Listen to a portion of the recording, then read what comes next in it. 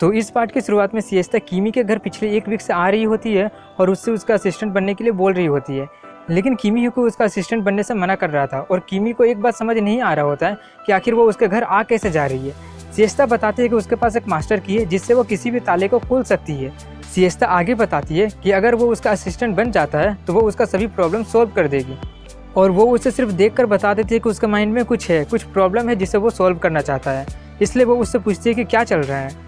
कीमी बताता है कि आजकल उसके स्कूल में हानाको जैसा कुछ हो रहा है। फिर सिएस्ता हानाको के बारे में बताती है कि अगर तुम सुबह 3 बजे पुराने स्कूल के 3rd फ्लोर पर जाकर वहाँ के टॉयलेट में 3 बार नॉक करोगे तो उसमें से एक रेड स्कर्ट पहनी हुई लड़की निकलेगी और जो नॉक करता है वो उसे अपने साथ टॉयलेट में खींच लेती है। इतना बताकर वो कीमी से पूछती है कि ऐसा कुछ है क्या। कीमी बताता है कि हाँ ऐसा ही कुछ है, लेकिन हमारे स्कूल में जो भी हानाको से मिलता है वो भी हानाको बन जाता है, बिल्कुल ज़ॉम्बी के जैसा। जो जिसको काट लेता है उसे भी ज़ॉम्बी बना देता है।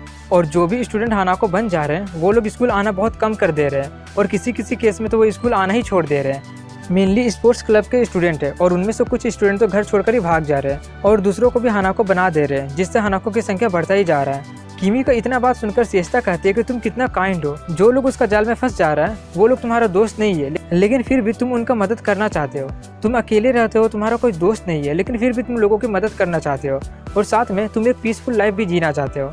कीमी बताता है कि जब तक उससे कुछ याद रहता उसके पेरेंट्स गायब हो चुके थे और इसके बाद मैं बहुत ही जगहों पर रहा, ऑर्फनेज में रहा और उन सब के बाद मैं यहाँ अकेले एक पीसफुल लाइफ जी रहा हूँ। तभी सिएस्ता कहती है कि ये बहुत मुश्किल होगा ना अकेले रहना बिना किसी फ्रेंड्स और फैमिली के। इसके जवाब में कीमी कहता है कि मैंने कब कहा कि मेरे पास एक भी दोस्त नहीं है। सिएस्ता उसके बात को वहीं पर काटते हुए कल्चरल फेस्टिवल में चलने के लिए कहती है। कीमी कहता है लेकिन हानाको का क्या हुआ। इसके जवाब में सिएस्ता एक छोटी सी स्माइल देती है और ये सीन यहीं पर कट जाता है और अगली सीन में उनके स्कूल को दिखाते हैं जहाँ पर उनका कल्चरल फेस्टिवल हो रहा था, जिसे देखकर कीमी बहुत ज़्यादा हैरान हो जाता है क्योंकि उसी के स्कूल में कल्चरल फेस्टिवल था लेकिन उसके बारे में उसे ही कुछ नहीं पता होता है।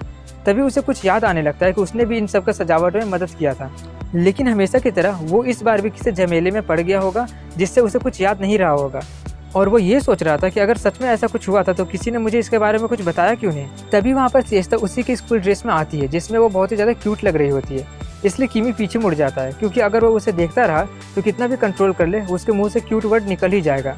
इसके बाद वो लोग डिसाइड कर रहे थे कि उन्हें पहले करना क्या है। तभी सिएस्ता कहती है कि वो वहाँ के हॉन्टेड हाउस जाना चाहती है जहाँ पर हानाको के झमेले में लोग पढ़ते हैं।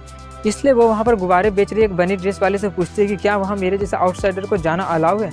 कीमी कहता है कि उससे पूछने की क्या ज़रूरत है, इसी में तो लिखा है कि कोई भी आउटसाइडर वहाँ नहीं जा सकता है। लेकिन फिर भी सिएस्ता उसे थोड़ी अजीब तरीके से कहती है कि ये उनका ऑपरेशनल टाइम के बाहर है, लेकिन मैं तुम पर भरोसा कर रही हूँ। ये बोलकर वो लोग वहाँ से चले जाते हैं और वो लोग सबसे पहले कुछ खरीद कर खाते हैं और उसके बाद वो लोग वही टॉयलेट में जाते हैं जहाँ पर हानाको वाला इंसिडेंट होता है। तभी वहाँ पर कोई आ रहा होता है और सिएस्ता और कीमी दोनों टॉयलेट में ही होते हैं। तभी सिएस्ता को वहाँ पर एक मेडिसिन जैसा किसी चीज़ का कोई पैकेट मिलता है। तभी वहाँ पर वो आ जाता है, इसलिए सिएस्ता उसका मुँह बंद कर देती है और जैसे वो दरवाज़ा खोलती है तो वो और कोई नहीं बल्कि वही बनी आउटफिट वाला होता है, जिसे देखकर सिएस्ता कहती है कि मैं तुम्हें नहीं भागने दूंगी।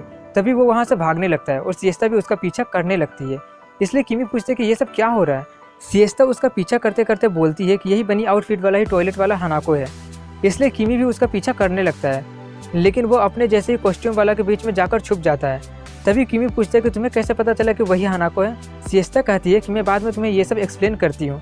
तभी कीमी उनमें से एक रैबिट की तरफ इशारा करते हुए कहता है कि वो रहा, अगर वो अपने जैसे रैबिट के साथ आराम आराम से भी चलता तो हम उसे नहीं पहचान पाते। तभी वहाँ पर एक लड़की बोल रही थी कि हम लोग कॉस्ट्यूम क्लब से हैं, आज आप लोग फ्री में कोई भी ड्रेस ट्राई कर सकते हैं, अगर आपके पास टाइम है तो जरूर आए।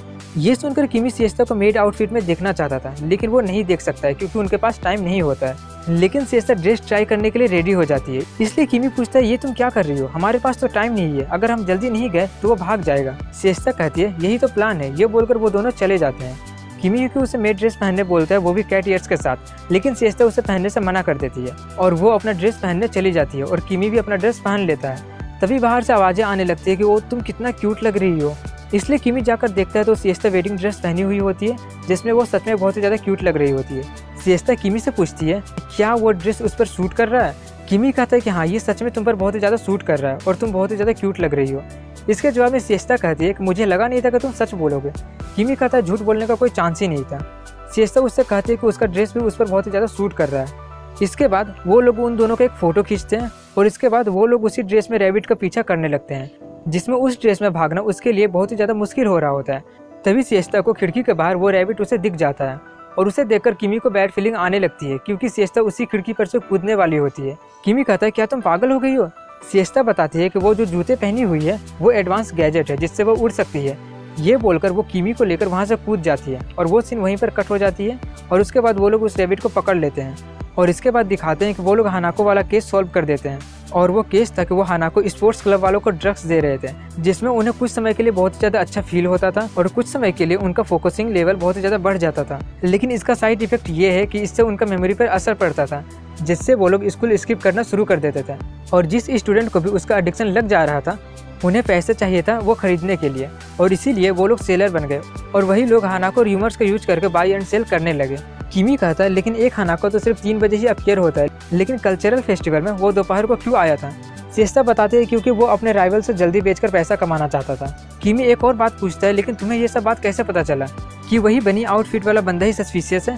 सिएस्ता बताती है कि जैसा कि ज़्यादातर गायब होने वाले स्टूडेंट स्पोर्ट्स क्लब के थे इसलिए वो बनी आउटफिट के साथ जानबूझकर स्पोर्ट्स शूज पहना हुआ था ताकि खरीदने वाला पहचान सके कि सेलर कौन है और उसके साथ साथ सिएस्ता भी पहचान ली थी। तभी किमी को सिएस्ता का बात याद आता है जब सिएस्ता उससे कही थी कि उसे उस पर भरोसा है। उस वक्त सिएस्ता बिल्कुल एक कस्टमर जैसा बिहेव की थी और ये भी समझ जाता है कि वो शुरू से ही जानते थे कि हानाको वही है। सिएस्ता कहती है कि मैंने कहा ना मेरे जैसा डिटेक्टिव केस शुरू होने से पहले ही सॉल्व कर देती है। सिएस्ता बताती है कि इसके पीछे भी वही स्पेस ऑर्गेनाइजेशन है जो प्लेन हाईजैक के पीछे भी था। सिएस्ता किमी से पूछती है तो बताओ अब तुम क्या करने वाले हो? किमी बताता है कि वो बस एक पीसफुल लाइफ जीना चाहता है, इसलिए किमी सिएस्ता से कहता है कि अगर वो उसका असिस्टेंट बन जाता है तो वो उसके बदले में उसे क्या दे सकती है और वो सोचता है कि वो जो भी बोलेगी मैं मना कर दूंगा। लेकिन सिएस्ता कहती है कि मैं तुम्हें प्रोटेक्ट करूंगी, चाहे किसी भी सिचुएशन में तुम फंस जाओ लेकिन मैं तुम्हें बचा लूंगी, मैं तुम्हें हर सिचुएशन से बचाऊंगी।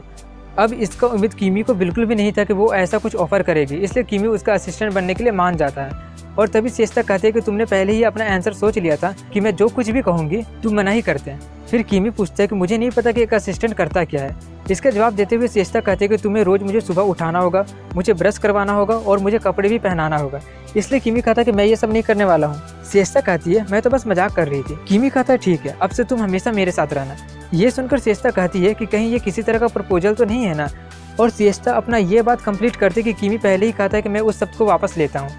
और आखिरी में किमी कहता है कि और उस दिन के बाद हमारे एडवेंचरस दिन स्टार्ट हो गया, लेकिन वो ज़्यादा दिन तक नहीं चल पाया क्योंकि हम दोनों डेथ से अलग हो गए क्योंकि वो मर चुकी है। हाँ, डिटेक्टिव पहले ही मर चुकी है।